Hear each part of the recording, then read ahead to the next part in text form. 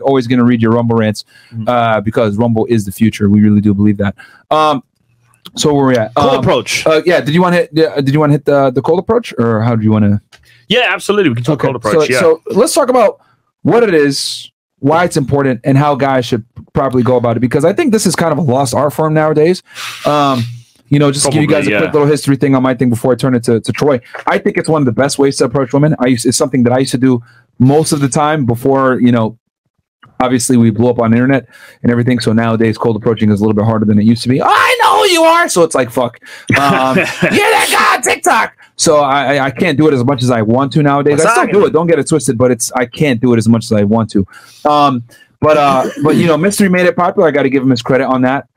You know, he made it a thing in the early 2000s, cold approaching women. And yeah, I mean, the Mystery method is a great way to go about it. You know, you got the London day game approach. There's a bunch of ways to do it. But I think it's something that needs to be in your repertoire as a man. It's just something you need to learn how to do. You know, I know a lot of guys, your dad will probably never teach you this shit, but this is something you need to do because you're not going to go ahead and find your dream girl a lot of times on a dating app and or Instagram. And to be honest with y'all, she ain't going to give a fuck about you anyway because she has a fucking blue check athlete in there. So how are you going to deal with these women a lot of times? You're going to have to approach them in real life and show your charisma, your charm, and meeting a girl in person is a lot better than meeting her online. I think for impact and showing character and personality, friggin' cold approach is the best. Yeah. However, versus scale, not the best. But once again, that girl that you're going to meet in person, you have way more of an impact on her meeting in person than you do online. Yeah. And you can still run the online game after the fact when you meet her.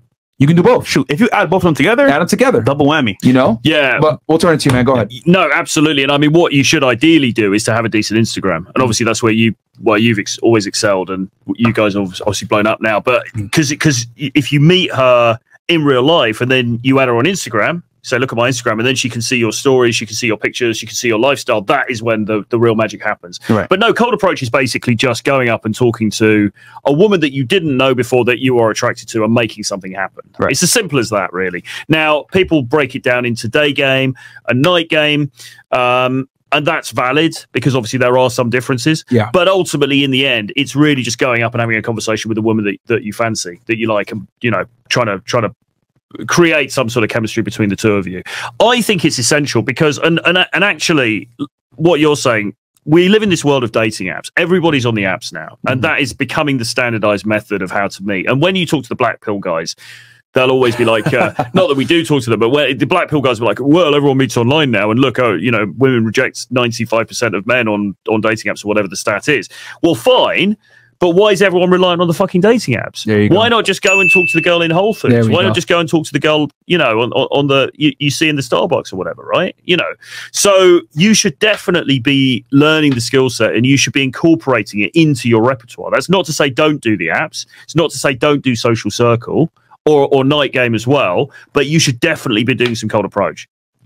I think for a basis, if you can master cold approach, you can do all the rest. Because once again, the skill it takes to learn about rejection, and actually, to me, it's not rejection. It's more like, thank you for not wasting my time. I think that's going to be key in this process of cold approach. And then secondly, when it comes to cold approach, if you can actually master the skill, like I said earlier, you become more resilient, more steadfast, you have more frame, and you don't get as flustered when I go flex on you. Oh, you know what? Okay, next girl. Simple. Yeah. And here's the other thing too, guys. There's really only 4 ways to source girls. Cold approach, which encompasses both day and night game, right? You got social media, right? Instagram, right? And or TikTok or, you know, Snapchat, whatever it may be. Twitter. Then you got dating apps, right? Your conventional dating apps, Tinder, Bumble, etc. Okay. Then you got Social Circle, which is how most guys meet women, is through their friends of friends and situations. But those are really the only 4 ways that you're going to meet a woman that you're attracted to. So my thing is, if you don't cold approach, you've effectively lost 25% of your potential leads. A big one. And I would argue Social Circle, I mean, trash. I mean, look, on the one hand, you're going to have a lot of people who said, well, I met my wife through Social Circle. I met my girlfriend through Social Circle. But the problem with Social Circle is you are a bit of a passive person in that scenario because you can't really choose. You can't really choose. Basically, Social Circle is basically like, right, I'm with a group of male and female friends, and I'm just going to hope that that hot girl over there likes me. Because here's the thing, right? You can't really go up to her and riz her up, can you? Because you're going to look bad in front of the other people there. If she rejects you, If it backfires, it's going to be embarrassing. So that's going to inhibit you, right? If you think about going up to a girl and trying to, you know, give her a bit of riz, give her a bit of, you know, create a bit of chemistry or whatever, you're not going to do that with a friend of a friend. Because if it goes wrong, it's just going to be fucking embarrassing. If it's with some random girl, and it'll hurt you with the other women in that social circle as well. Because women are like-minded creatures. So if you get, you know, we're talking about direct friend group. Like if it's like a friend of a friend, and it's like 2 layers removed. That's one thing. But like if you get rejected in your friend group, like bro, that's going to lower your status amongst all the other women. I actually had a client recently, and he told me a story about how he actually got ousted from his friendship group because he hit on one of the girls in the friendship group. Now the problem is for a guy like him, and I'm obviously not going to give any personal details or anything, but the problem with some guys is that because they're not very socially adept anyway, when they do hit on a girl in the social group, they do it in a clumsy way. Awkward, weird. It comes across as creepy, and then the people in the social group are like, "Oh, that guy's a creep," and they push him out. Yeah, and that's a really fucking bad situation. And that's a good. You know, I'm really glad you mentioned that. Guys, most dudes are blue pill fucking simps. Yeah. They're going to side with the girl. Exactly. Exactly. Like, that's the other thing, too. Like, let's say you get into, like, a friend group of people, especially in college, right? Where you really need that acceptance to get into situations because social circle is so goddamn important in college. Like, if you get labeled as that creep, that can absolutely tarnish your reputation at that university and impact your ability to get into parties, to get into social situations where you can meet other girls, etc. So you have to be very cognizant of this and understand social dynamics and understand a way where if you are going to hit on a girl, you have a little bit of plausible deniability. You're not a weirdo. You're not a creep. Your tonality is good. Your confidence is good. And you're able to kind of play it off if you do fail. But a lot of guys aren't able to do this because it's a very nuanced skill set to be able to do it, and it can literally fuck you up, which is why I agree with you. Social circle game, a lot of the times, if you don't know what you're doing, it can backfire, and you can get kicked out the group because a lot of guys are fucking simps. They're not red pill aware, but they're going to side with the bitch. This is why I like solo game, man. But just to add to your point as well, so another factor is when you are any circles, there's an option of, for example, having that settling mentality. You know what? Yeah. All right. I won't go there and get rejected by a girl. She's here. You know what? Fine. Let's see if this works out. And then you settle for a woman that you probably didn't want because it's close to you, it's comfortable. You know what? She's here. Let's just do it. Yeah. Or you just outlasted in the friend zone longer than everybody else, which is also worse because she was fucking a bunch of guys in that time zone the whole time. Yeah. Yeah. But isn't it fascinating how?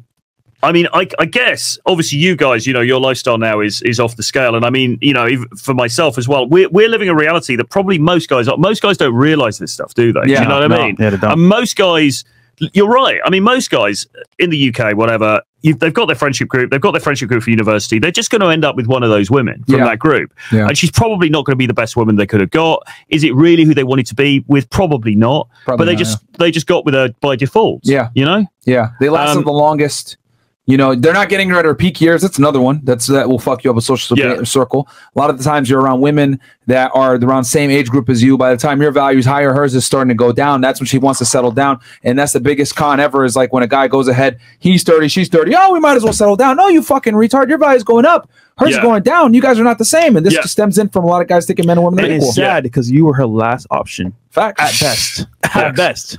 Facts, man. So social circle game. And here's the thing. Are there exceptions? Absolutely. Let's look at a guy like Dan Bilzerian. Yo, awesome. Knows everybody. Has a bunch of girls that come in, able to throw huge parties, etc. He has the variance. He's the leader in that situation. Cool, awesome. But for most guys, they're not going to be in that situation. Well, there is a nuance, isn't there? Because if you look at social circle games, so I think Michael Sartain teaches this. I don't know a lot about his course, but I think he's got this course, and it's sort of like build the lifestyle, get the girls, blah blah blah, have female friends, and all of that is great, but that's a very specific kind of thing. And to me, it seems like it will take quite a long time, and you'll need to. I don't think that'll be a walk in the park. I'll be honest, every guy can't do that. Exactly. Even what I do, bro. I know most people can't do what I do. Exactly. That's me actually not. I'm not considering girls as friends. I'm considering just being social and going out there, meeting people, putting yourself in kind of like uncomfortable scenarios. That's not easy at all, bro. Yeah. I mean, and here's the thing. More kudos to Mike for teaching that, right? He teaches social circle at a high level where you're actually befriending females. You're putting yourself in a situation where you're the guy that's bringing the girls. You have the social proof, etc., and it helps you get other girls. But let's be honest here. Most guys don't have the patience, time, and or resources to deal with having 20 to 30 female friends, getting them confirmed to come to parties, adding that value in, bringing them to clubs, all this other stuff so that you can go ahead and have that social status. Can you do it? Absolutely. Shout out to you can go ahead and join this thing. It's a MOA, his MOA mentoring. But are most guys going to have the patience or nor the ability to do it? No, because dealing with women is fucking annoying, especially when you're not fucking them. If I'm going to be honest, Mike has a lot of patience with these hoes. So really kudos to him, man. Shout out to him. He really does. Sorry, go ahead, Troy. But cold approach. So an alternative or something you could do as a complement to that is cold approach is like day game. So daytime approach. So you could see a woman walking down the street here, coming out of Starbucks, whatever. Yep. You could walk up to her. You could say, "Hey, listen, I just saw you. I don't normally do this, but you're looking really cute today. I had to come over and say hi. My name's Troy. How about you?" She's like, "Oh, my name's, Sarah, whatever." It's like, "Oh, but you don't seem like you're from Miami. I reckon, maybe you've got a kind of a Latin thing going on there." She's like, "Oh, yeah, I'm from Colombia." And you're like, "Oh, really, Colombia? So whereabouts in Colombia?" She says, "Bogota." Then maybe you'll tell a bit of a story. So like, "Oh, I was in Bogota last year, and I've got to say, you guys are fucking crazy. Like the partying over there is just mental. Yeah. You're on the tables. You're like this. You go into a little bit of vibing, okay, and you wait for her to show some interest in you, what they call the hook point. Mm-hmm. So she's like, "Oh, cool. So how long have you been in Miami for?" And then you're like, "Well, actually, I'm here for business and blah blah blah." It's so easy to do that, and if you just do that a couple of times a day, and that's kind of your spin on the London day game model. Yeah, so the London day game model is basically that. So just to break it down, there's 5 sections to it, but it's that. Write this down, guys. Yeah, write this down. Yeah, write this shit down. He's about to give you all some game right now. This is a sermon from one of the best ways to go through with a cold approach. Go ahead, Troy. Okay, so approach. Okay. That's the first one, approach and open. So normally we would recommend opening with a compliment because, like we said earlier, don't hide your dick. You want to go in there. You want to tell her what's up. So you just go up and say, "Hey, listen, I saw you don't normally do this, but you look cute. I had to come over and say hi." Or "You look pretty," or you look nice. It doesn't have to be like, "Oh, you're so beautiful." But if you're a bit more advanced, you can go up and be like, "Oh, you're almost as cute as me." You guys know my pickup line. Kind of, you can say some stupid shit like that too. Yeah, I hate the argument when guys say, "Oh, bro, don't compliment her, bro. Get out of here, bro. You're not on the real world, bro. You got to do it on a small level, if at best, something small, not anything major." Yeah. No, something small to show intent, to show interest and intent. Because this is a big thing. There's so many nuances to this. Actually, the more we teach this, the more we realize how many nuances there is to this. Yes. But you've got to. She's got to know why you're there. Yeah. You don't want to walk up and she's just, "Oh, this dude, he just wants to be friends," or he's just looking for directions or something. So you want to go up and kind of own it. You're like, "Hey, listen, I came over because you're cute. I wanted to say hi." Then the next part is what they used to call stacking in the London day game model, which basically means making observations. So you might say, "Oh, but you look Italian," or "You look like you're in a hurry today. You look like you've just robbed a bank and you're running away. You look like you're a high-powered lawyer. You look like you're a fashion designer." And I remember me and you would joke about this. We would purposely make an incorrect observation. Yeah, exactly. Me and Troy would add a little more spice to it, make an incorrect observation. Yeah. You look like you're a pig farmer from Wyoming or something. Say some crazy shit and the reason why we would do that is because it will prompt her to correct you. Yeah. So like if she's Hispanic and you know that she's Colombian, say some shit like, "Oh, you look like you're Venezuelan." Yeah. And she's immediately going to correct you. Yeah. You know what I would do back in my day? Actually, I still do it now. I'd be like, "You're mad cute, by the way, but you look like a lot of trouble. I don't know." That's a good one. I'll leave it like that. And she's like, "Wait, I'm not trouble. What do you mean I'm trouble?" That's a good one. That's a good gotcha, one. Bitch. That's the B word. Yeah. Gotcha, bitch. What the fuck, nigga? No, that's a really good one. So I'm working on my vocabulary. So you make the observation and then you wait for her to come back with either to confirm or deny. So she's like, "Yeah, actually I am Italian. Yeah, I am Colombian, blah, blah, blah, whatever." Mm-hmm. And then you've got a topic. So the topic might be Colombia, or it might be Medellin, or it might be Italy, or whatever she's from, right? Wherever she's, so yeah, in this example, wherever she's from. Then you want to try and riff on that topic. Okay, so if you've been there, it helps because then you can say, "Oh, I was there. We had this crazy time. This happened, that happened. Blah blah blah. I lost all my friends. I woke up in the morning by the, it was just a mental night. Is that what it's normally like there? Are you guys so mad?" Something like that. If you haven't been there, then you can go to sort of like, "Oh, what I think about when I think about French girls is, you've probably got some onions around your neck and you've got a baguette and you've got and you smell." Exactly. You use some like cliches or something like that. All you're basically doing, you want to be talking for a bit. You want to be talking for like 30 seconds to a minute or something without her talking so that she's getting used to your presence. And then you're waiting for her to sort of buy into the conversation, if that makes sense. You're waiting for that hook point. Okay. Now, when she hooks, the most common example of a hook is she will ask you a question. So she will say something like, "Oh, so where are you from?" or "How long are you here for?" or what's your plans for the weekend?" or whatever it is. At that point, you can kind of think, right, well, she's sort of somewhat invested in this conversation now because she hasn't told me to fuck off, basically. So, you know, she's kind of happy to be here having this conversation. At that point, you can start to turn the dial down a little bit from the sort of overly kind of flirty type stuff, and you could be a little bit more like normal. You could be like, no, you know, I'm here for work. I come here quite frequently. I've got my places over there, blah blah blah. How about you? Oh, you're studying. Oh, that's interesting. You know, cool. Just talk normally for a little bit, because you also want to ground it. You don't want her just to think you're just this crazy player guy who comes and says this stupid stuff to her, and she's like, "Who the fuck's that?" when she looks at your message. So you want to ground it a little bit. You're a regular guy as well, and then at the end, just say, "Look, anyway, listen, this has been really cool. I've got to get going now, but another time we should grab drinks. Give me your Instagram or give me your number. I'll drop you a message." And that's it. You get the contact details. The aim with the initial approach, unless you're going to go for a one-night stand or same day lay, whatever, in most cases, the aim for that first approach conversation is just going to be to get her number, get her contact details, because then you're in the game. Once she's in your phone, you're in the game, because then you can potentially get her out. You can, you can riz her up over text. Yeah.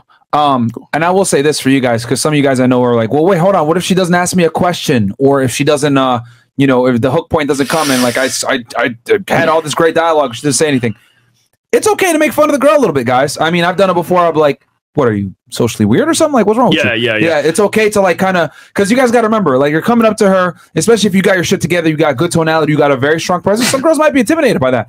Most guys rarely approach girls, guys, right? And do it in a proper manner. A lot of guys catcall, say weird shit. So if you come up and you make a strong masculine approach, you're not a weirdo and your tonality is good, you smell good, you look good, etc. A lot of girls might be intimidated by that and might not know what the fuck to do. So you can look at her dead in the eye and be like, what, are you always this socially awkward? What's wrong with you? Where are you from? And have a smile on your face, and then she's like, oh, I'm sorry. Yeah, where are you from? And then boom, get the conversation going. The other thing is as well that the hook point can be more nuanced than that. It can be more subtle than that. It's not necessarily her asking a question. Sometimes it's just a sort of look she gives you, or a smile, or I mean the cliche play with the hair, but it's more likely to be like a smile, or you just get that sense, because often what will happen in a rejection situation, you might walk in, you might talk to the girl, and she just says, hey, you go and say, hey, you look cute. She goes, oh, actually, it's really nice of you, but I've got a boyfriend. You're like, okay, fine. Whatever. Yeah, that's an L. Or she's like, oh, thank you. I'm actually a bit busy right now, or whatever. And you're like, okay, fine. Right, that's an L. But if you're having that conversation and she's just giving you something a little bit extra back, a little bit more back, then you're like, okay, right. I can feel clearly she's kind of, not say she wants to jump into bed with me, but, she's got some interest in talking to me. So that's a start. The fact that she's still there talking to you and engaging with you on that level shows a little bit of interest. Exactly. Which is all you need. Exactly. Can you teach the guys how to transition that into an instant date if they want? So, yeah, I mean, all I do with that is simply at the end, instead of saying, listen, we should exchange numbers, I'll drop you a message, I'll just say, look, I've actually got 10 minutes now. There's a cool coffee place down the road. Why don't we just go and grab a quick coffee? Smooth. Now, the one thing to say about that is putting in a false time constraint, I think or putting in a time constraint is important, because you don't want her to think, oh shit, I'm stuck with this guy now for the rest of the day. Can you tell the people what a FTC or false time constraint is? Yeah, so I would just say to her, listen, I've got a meeting in 15 minutes, but why don't we go grab a coffee now? So you're putting an end barrier on it. Yeah. Rather than her thinking, oh shit, if I go with this guy now, it's going to be this, like, because she's probably busy, she's got stuff to do, you've got stuff to do, whatever. So you want to put that end barrier on it. Yeah. And I think the other reason too that guys got to understand, again, putting yourself in the shoes of a woman, guys, you got to remember that women, a lot of times, they'll get approached by random guys, and that guy will fucking sit there and lurk. You just sit there and talk to her forever. You just sit there and lurk, etc. Won't leave them alone. You see this a lot in that night game too with the bars. Like, a guy will buy a girl a drink and he's invested. He's like, okay, I'm not leaving this bitch. I'm gonna stay with her the whole time. You don't want to fucking be that guy. So when you go up to a girl, I like to do a false time constraint from the beginning. Hey, I can't stay long, but I had to fucking come over here and just tell you that I'm way hotter than you. What's your name? And then bam, right? Nice. Some shit like that. Some bullshit. You don't have to say that, but you can give a compliment, whatever. And the point is you want to let her know this interaction is limited. You want to start that scarcity. And I would take it a step further. A lot of times when I'll go up to the girl, my feet aren't pointed towards her. My feet are actually pointed away from her. And I learned this from Mystery. And again, so this is where all the nuances come into it. And this is why it's really fucking, we could be here all night talking about this stuff, really. But it's sort of like you've got to show intent. You've got to show that you like her to some extent. So you're going up to her and say, hey, listen, you look cute or you look nice. But it doesn't mean that you've fallen madly in love with her, right? And you've got to have that sense of you could walk away at any moment. The mindset that I tell guys to have is you're going in there. So yeah, you're hot, you know, whatever. But what else is good about you? Yeah. And that's what Mystery said, wasn't it? You know, it's like, yeah, you're beautiful, but beauty's common. Yeah. There's a million beautiful girls in Miami. So what else is good about you? Yeah. You know? I think just to add to the point as well, you can also you can say almost anything. It's just how you say it and the confidence behind it. Because you can say, for example, I can say, your tactic, oh, I'm hotter than you. But if that's not who I am, I'm not saying don't do that shit. Yeah. Versus, you know what? I'm comfortable saying, hey, you know what? I think you're cute, but you know, your shoes are ugly. The point is, you can say whatever you want, but say find something that you're good with, that you can own, and just do that. I'm just fucking around giving you guys different examples, but the point is that the false time constraint, I think, is really important. I'm really glad that you mentioned that, because a lot of y'all will come in and create this aura like you're just gonna hang out with her the whole time. You can't do that shit. You know, there's value in scarcity, and you have to create that scarcity immediately. Yo, night game, bro. Those guys that sit around the girls and follow them around the club, that's just hilarious. Oh, bro. Mate, obviously she doesn't want to be with you, bro. You just following her around the club is hilarious. Yeah. But well, night game's another problem though, isn't it? Because I mean, you're probably doing it differently now. But if you go to the club and you meet a girl mid-evening, early evening in the club, and you you've got a bit of a rapport with her, what do you do then? Because say you meet her and it's like 11 o'clock, but the club doesn't close till, I don't know what time places close, but say 2 or 3 or whatever. Yeah. What are you going to do? Like, you meet her at 11 or 12, but the club's still open for another 2 hours. You're going to have to stand next to her like a fucking, you know, mate guarding her for like 2 hours. Like, you know, any other guy comes near her, like, no, she's my girl. You know? So you've got to be that guy. Night game is also, it's a whole nuance of its own, but you've got to be a bit. So RSD Tyler used to say, basically, don't try and pull in night game until about the last hour, really, before the place is going to close. Good point. If you're looking to extract that. That's true. You know? I know guys that go to the club in the last 30 minutes. Yeah. They pop in the last 30 minutes of the club. It's about to close. Look, see who's still around, clean up crew. Oh, I want her, and then just dip. Exactly. That's it. That's all they do. Yeah. Fuck the club and buying drinks and buying bottles. I ain't doing that. Yeah. Let some other idiot come do in, that. Clean up crew. You want to take it a step further? I remember they used to talk about Tom Turner used to talk about like gutter game. He'd be outside the clubs. Yeah. Waiting until let out, and then he just like talk to girls outside, because at that point it's like, all right, all the other idiots wasted all their time and money on these hoes, and he's just like gaming the girls after. Well, one of my favorite things for game actually is the sort of in between, like gutter game, the sort of in between where, like, say early to mid evening, when if you go to a bar area and there's people standing around outside the bar in the street, and it's not, you don't have to go into the bars, so it's sort of day game, but it's sort of like night game as well, because people are in that more social mood. They're maybe having a few drinks and stuff like that. You can talk to people. That kind of vibe, I think, is really, really good. Yeah. You know? It's a fusion of both. Actually, it's funny. In Miami, it happens all the time. Guys will spend thousands of dollars on tables and bottles, raise her up. You know, girl, you know, I'm going to take care of you, blah, blah, blah. Oh, yeah. And girls like, bullshit. yeah, whatever. Just drink all the drinks. Leave outside. Homeboys waiting for them outside, just chilling. Yeah. So you're right. Yeah, man. So it's wild, but yeah, I think the false time constraint is like a fantastic technique. And then so with the Insta-date, so I got 20 minutes, whatever. So there's a coffee street down the street. So the thing with the other thing with instant dates is that, so here's the theory, right? The idea is you meet a girl in the street in the daytime. The longer you spend with her, theoretically, it's going to strengthen that interaction. Okay, because you know, you were strangers, and then if you've met her, you talk to her for say 5-10 minutes, and then you guys go for a coffee. Theoretically, that makes it stronger, right? So when you message her, she's more likely to respond. Absolutely. However, the problem is, guys can fuck it up because they can friend zone themselves. Yeah. Because if you go for that coffee and then you're sitting there and you're a boring chump, then she's going to be like, oh, fuck. And it's Paul, do you remember Paul Janker? Yeah. You know Paul Janker, the good-looking American dude. He used to do game in New York City. Harvard graduate. Exactly. Yeah. So his whole thing was get in, talk to her, get the phone number, get out quickly. Okay. So you leave the mystery. Because he preferred to do more approaches. Yes. Versus taking girls out on Insta dates. Yeah. And you know, there's a million ways to skin a cat, right? And that's why I really like you know, these legendary cold approach guys. But yeah, Insta date is good. You could get a number. I mean, you know, a number close used to be something like 20 years ago. Nowadays, it's fucking nothing. I think you need to get an Instagram and a number close, but don't give your Instagram if it's trash. I hate that we have to tell people this. Guys, don't give your Instagram if it's trash. It will only hurt you. Just so you don't got one. Yeah, just so you don't got one if your shit is garbage. If you got weird pictures of yourself, weird selfies, etc. Even if you're a good-looking guy in person, if your Instagram is garbage, she will absolutely judge you off your IG, bro. I hate to say it, guys. 2023, women take Instagram seriously. It's like your new report card. Yeah, how you look on Instagram, how you look in person. Or she'll show her friends as well, and then the friends. Yes, like, look at this lame. This nigga, you're right. You're right. Oh, look at this guy I met, and then bam, if her friends don't approve, bro, like it's a wrap, man. Yeah. I have a question for you, Troy. What are the best spots to do cold approach in, you think, or cities you think, to get the maximum results? The best places within cities or the country, we can do both cities and then within cities where places guys can go. I mean, so my favorite places, we've mentioned some of them already. I mean, I think Warsaw in Poland is really good. Can't wait to go. Absolutely, man. Absolutely. Ukraine was great, obviously, prior to the war. Russia was great prior to the war. Unfortunately, this situation's cut off a lot. Yeah, that war is going to mess up a lot of stuff. Yeah. Where else in Europe? I'd say Romania's okay. Barcelona is pretty good in Europe. Spain? Yep. And then when you leave there, getting over to Latin America, I think Latin America is very, very good. Yeah. Really. Yeah. Again, more feminine women. They tend to be a bit more amenable to guys. Are a little bit more sort of, there's just a more sexual kind of vibe as well. That Latin kind of vibe is just a bit more accepting of sort of like England's you've got this caricature, haven't you, of these stiff upper lip like English people, and it's kind of true in a way.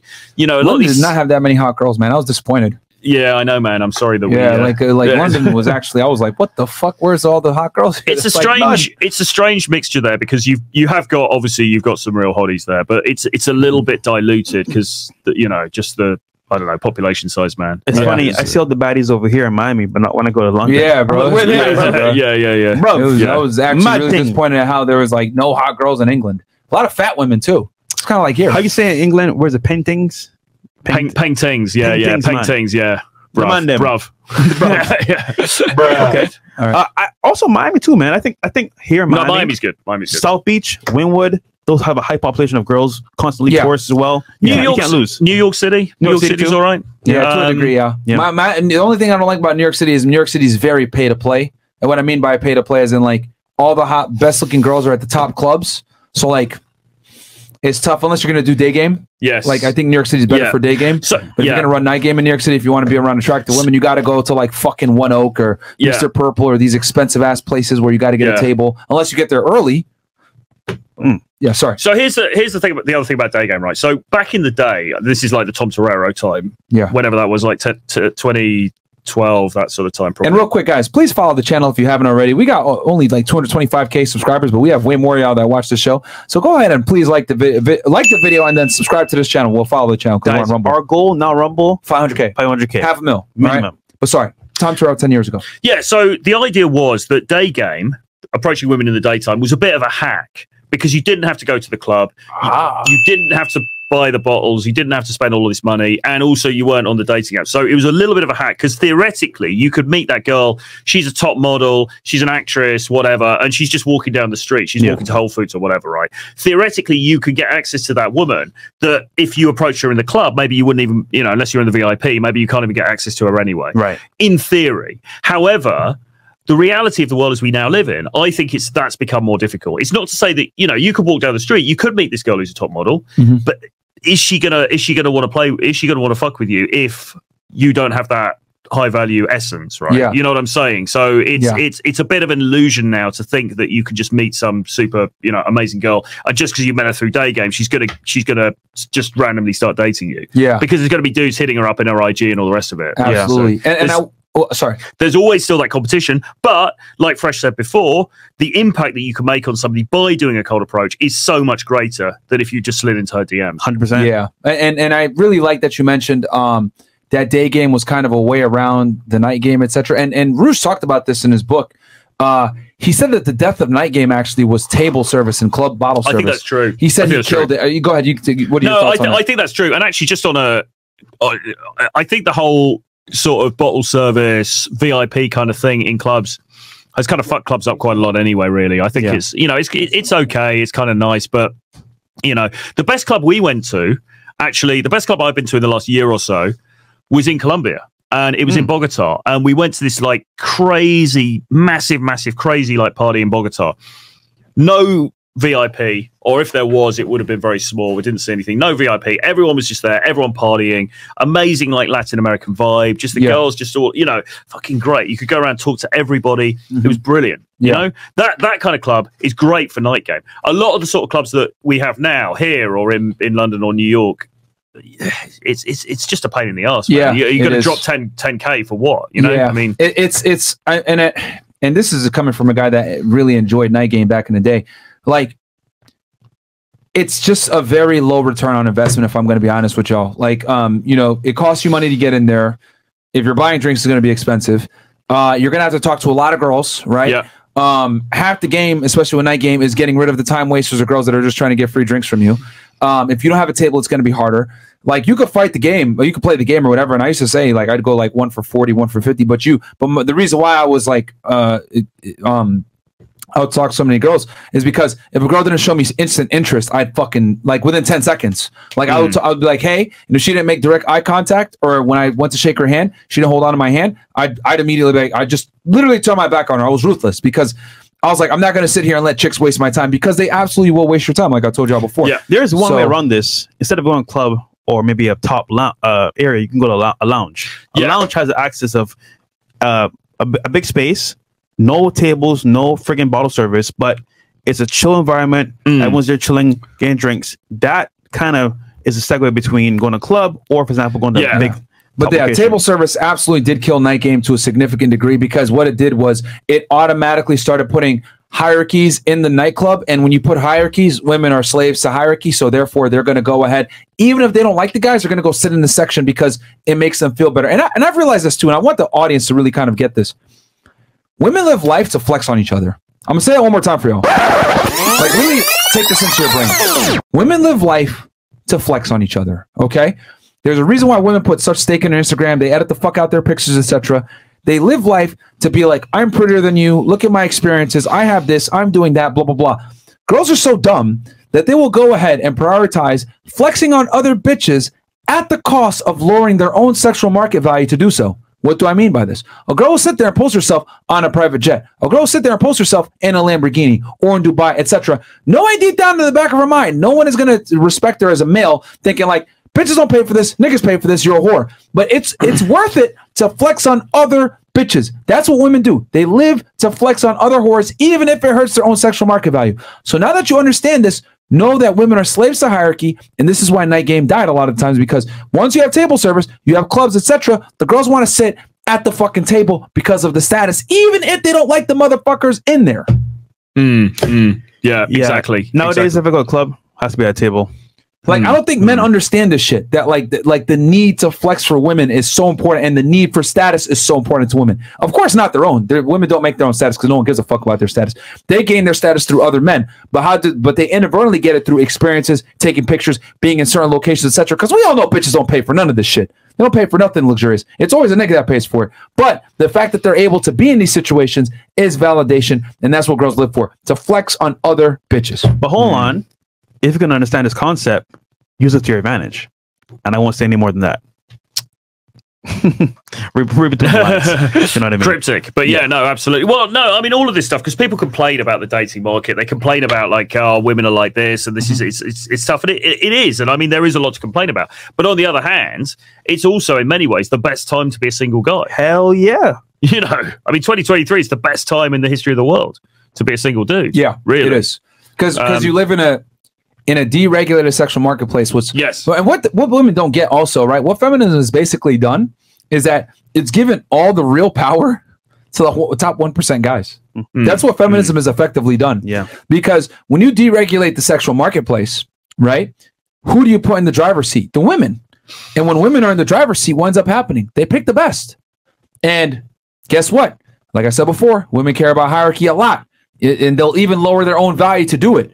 So what that means for you is, as a guy, if you got your shit together, you can go ahead and have your pick of the litter, especially if you're RP aware, you're well dressed, you got your money on point, etc. But women shoot themselves in the foot and inadvertently put the men at the top in the winner's seat. You know, the best, I want to say, night game profession I've seen here in Miami is promoters. Yes. They have the access of, like, a guy with money, tables like a guy with money, and as well that option all day to go around and talk to girls. Yeah. Hey, come to the club with me. Come to this spot. I got you. Free drinks, whatever. They just pull up.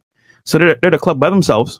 One guy, bunch of girls at one table. What does that mean? Yeah. More girls. Yeah. And they get paid to be there. So I think that's the best. Well, people scenario used to to get do laid. this in London back in the day, people actually did that as a strategy. So there was a bunch of guys, including actually Adam Lyons, who was on that podcast with Zerka recently, who's an old London dating coach. They would actually they called it this thing, entourage game. And it would basically be being a club promoter, really. So they would say to the club, right, we're going to bring so many girls down. It's one of the easiest ways to do it. Whatever. Yeah. And I gave it a go. I mean, I did it a couple of times. The only thing for me was, again, it seemed like a lot of work. It's a lot of work. Because it was like, the guy's like, it's a sales job. You know, the guy's like, oh, right, so where's your... It's almost a middle between like what Marco Sartain teaches. Yes. It's almost a middle ground because he's saying be friends with these girls, but you kind of have to do that as a promoter as well to a degree. Yeah. It's definitely a route, but if you're doing it as your job and you're getting some decent money for it, then fine. But I think as the way these guys were trying to do it, it was a lot of work. And I was thinking, well, I could just go and cold approach these girls anyway and just cut out the whole club thing. Yeah. You know? Yeah. And if you don't like to drink and everything else like that, it kind of sucks. And then, like you're dealing with drunk, annoying girls like that. Like all their problems in the club are now become your problems because you're responsible for them. So it really comes down to but it's a great way for a guy that's like younger that doesn't have money or status like that. It's a great way to go ahead and get laid. We know a couple guys here in Miami that literally do that shit. Yeah.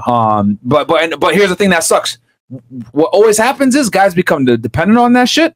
They're not able to attract women outside of that. Yeah. And then they're not able to learn actual like real frame, real game, etc. because the training wheels of the club basically spare you from how women really behave a lot of times because in that situation, you have such a crazy advantage that when you go back out into the real situation where you're dealing with women, like for real, not in a fucking club where they're drunk and they're relying on you to get to a place, you're going to see that, oh, fuck, I don't really know what the fuck I'm doing. Well, can I tell us a little quick story related to that? So I used to work in bars. I used to work in some like bars and nightclubs, quite cool places back in the day.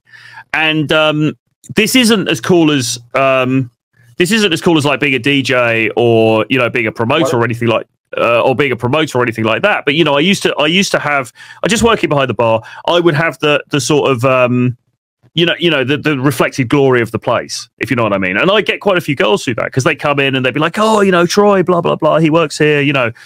And then when I would go to a different club after we finished work, I would be like, well, what do I do now? Because I've got no status. Do you know what I mean? Like I was used to that reflected status that I had in the place where I worked. Yeah, I get girls through that. Then suddenly you go into another club and you're just some random punter. Yeah, you're like, fuck, I've got no status. What the hell do I do now? Yeah, and that was the point that was when I started to learn game. You know, that was when the book The Game, around that time the book The Game came out, and then all this other stuff and internet forums and things, because I had to solve that problem. Yeah, of if I'm a guy and I'm just a regular guy amongst other guys, how do I stand in front of this woman that I'm attracted to and show her that I have status, without doing it in a try-hard way? And that, to me, I think is the essence of game, really. Yeah. You know what I'm saying? I'm really glad that you told that story because a lot of guys are really, number one, they're outcome dependent, which means they really care about what the girl thinks. And then number two, they're very reliant on like one source of game. Like, you know, some guys, you know, only use Instagram and they don't know how to cold approach or do anything else, or some guys only use money, or some guys only use charm or charisma but don't have anything else, or some guys only use looks.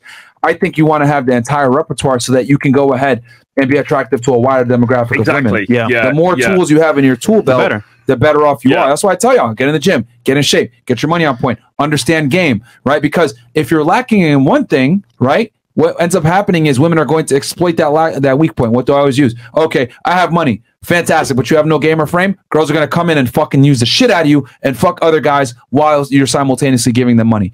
There's a bunch of guys that Fresh knows that are simps like that literally they have money, Fresh networks with them, he knows, etc. But their girls run their fucking life, bro. It's scary. Like, but just to your point as well. Imagine you don't say shit. You're just like, man, once I get what I want for free, I'm happy. Yeah. He's like, Imagine you're at a function or a private event, right? Yeah.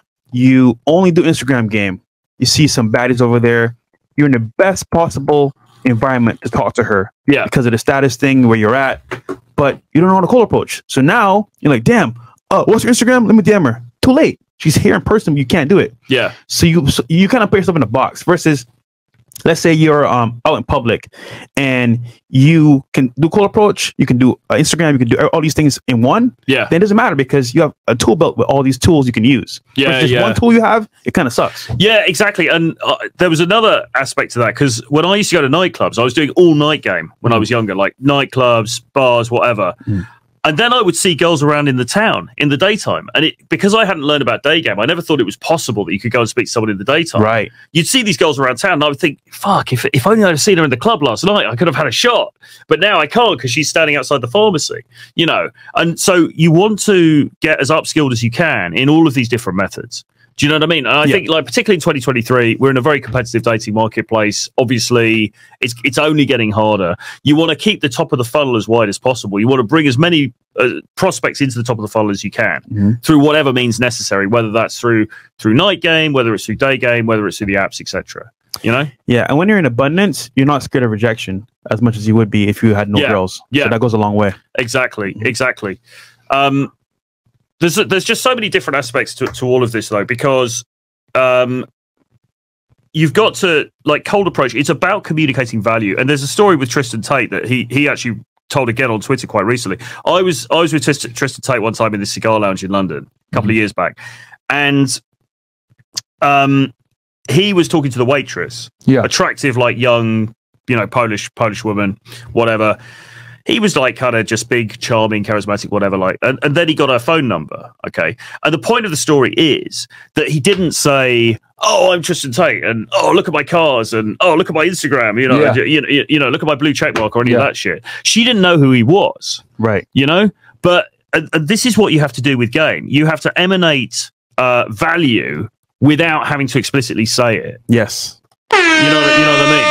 Discovery trumps disclosure. And it's way more potent if she goes ahead and researches him, like, oh shit, I met this guy. And then she's gonna go ahead and show it to her friends, like, look at this guy I met. And then, like, he didn't mention anything about his cars or whatever. Like, that always goes a lot. You know what I love the most?